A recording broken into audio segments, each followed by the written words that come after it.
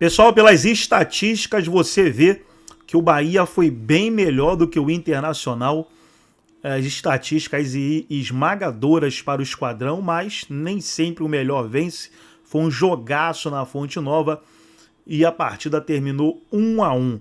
O gol do Bahia, marcado pelo Jean Lucas aos 27 do primeiro tempo e já aos 39 do segundo tempo, o Valência empatou para o Internacional. Com esse empate, Internacional e Bahia ficam com 1 ponto. O Atlético Nacional tem 3, venceu o Nacional do Uruguai por 3-0.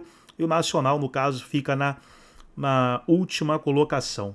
Na próxima rodada, o Bahia vai visitar o Nacional do Uruguai, quarta-feira que vem, 7 horas da noite.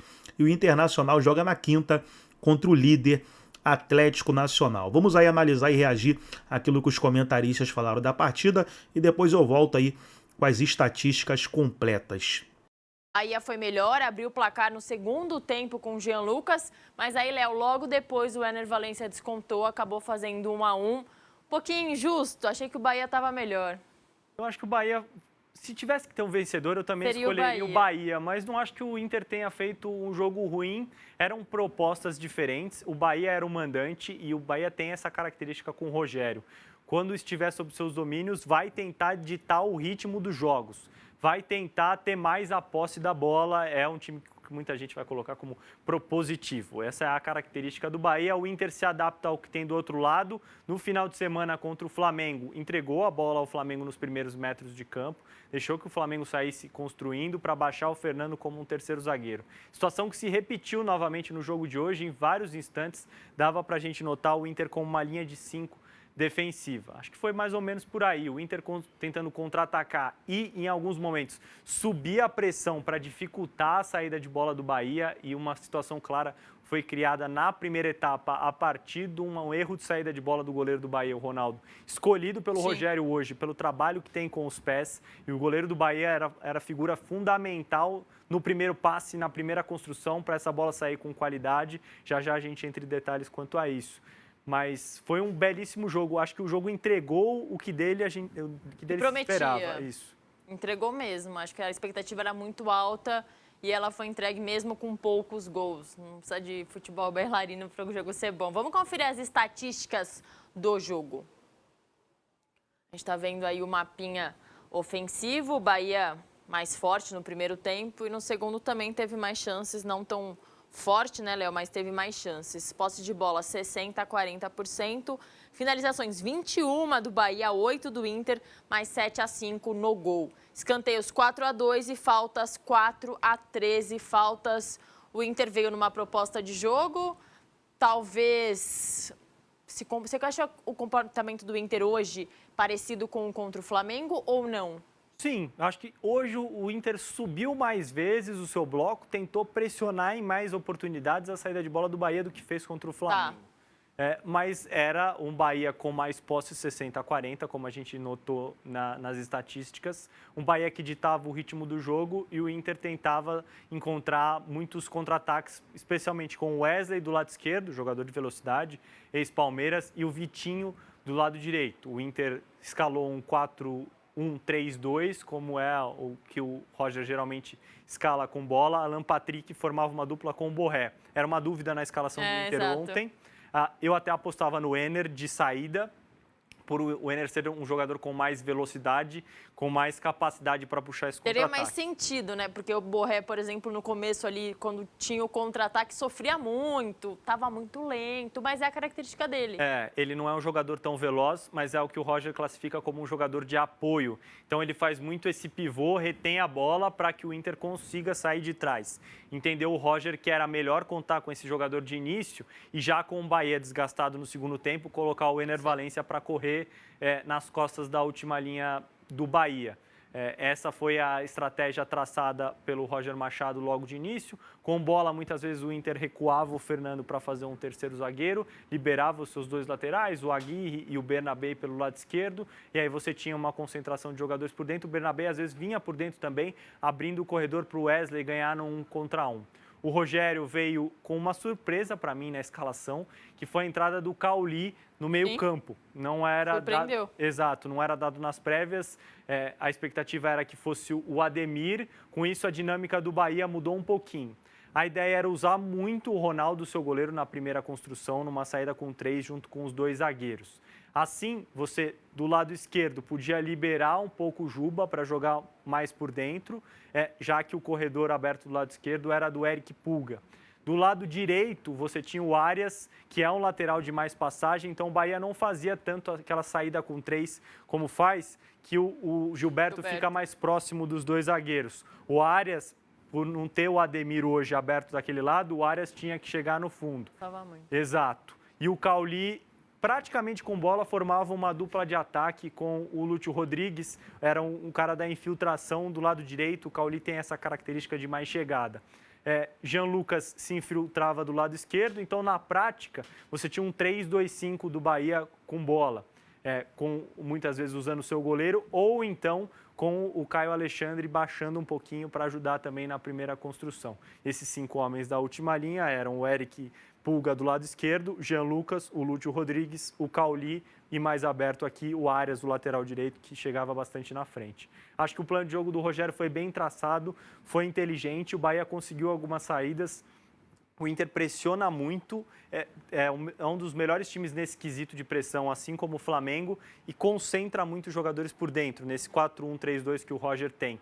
Digamos que ele entregue muitas vezes o lado do campo para que os seus adversários consigam sair jogando, até porque Vitinho e o Wesley são jogadores muito rápidos. A partir do momento que a bola vira do lado esquerdo, o Wesley consegue chegar rápido, do lado direito, o Vitinho consegue fazer esse movimento rápido. Então, acho que o Bahia foi inteligente também na hora de soltar os seus alas. Explorar que o Inter fechava muito por dentro, sair construindo por fora para depois fazer o movimento de fora para dentro. O Bahia conseguiu algumas vezes. Chegou ao seu gol a partir de uma jogada individual do Eric Pulga pelo lado esquerdo. Ele corta, faz o cruzamento para o Jean Lucas finalizar. No segundo tempo, o Inter chega ao empate. Os 2 gols no segundo tempo ali, sim, né? No final do jogo, uma bola invertida para o lado direito, o Bahia poderia ter cortado essa bola, há uma finalização cruzada, a defesa do Ronaldo e no rebote o Ener Valencia estava no lugar certo, na hora certa. Vamos conferir quem foi o destaque do jogo pelo levantamento do SofaScore. Jean Lucas, autor do gol do Bahia, nota 8.1, 90 minutos jogados, 1 gol, 90% de acerto no passe, 4 passes longos, 3 certos, 5 finalizações, 3 no gol, desarmes 2, duelos 10, ganhos 6. Bela partida, hein, Léo? Tanto quem assistiu o jogo, como em números, acertou quase tudo que tentou Jean Lucas, que é um excelente jogador desse meio-campo do Bahia. Vamos ver se ele vai conseguir ser mais constante nessa temporada. Ele foi muito bem nos jogos contra o Boston River, ainda na fase anterior, que antecede essa fase de grupos. Jogador interessante do Rogério, é um bom passador, tem posição física no meio, é capaz de ganhar duelos, como esses que a gente notou hoje, de 10 ele ganhou 6, e é um cara que tem chegada na frente, que entra na área e vai criando um entrosamento muito legal com o Eric Pulga, que é o jogador que fica mais próximo dele no momento de ataque do Bahia. Quando o Bahia perde a bola, tem um papel defensivo bom também. Hoje o Bahia resolveu espelhar o Inter nos primeiros metros de campo. Então, quando pressionava o Inter no seu campo, o Bahia tinha um 4-1-3-2 também, com uma dupla de ataque, e o Jean Lucas ficava um pouquinho mais por esse lado esquerdo, era a intenção do Bahia de pressionar. A partir do momento em que voltava todo o seu bloco, ficava mais baixo, aí o Rogério Ceni escolhia um 4-5-1, como já é tradicional do Bahia, e nesse momento, nesse 4-5-1 ou 4-1-4-1 que o Bahia faz sem a bola, o Jean Lucas é um desses meias pelo lado esquerdo.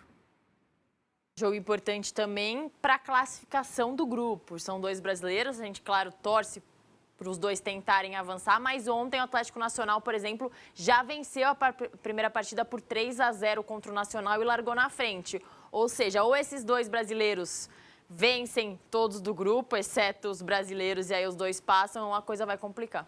O resultado, claro, é muito melhor para o Inter, que era o visitante hoje.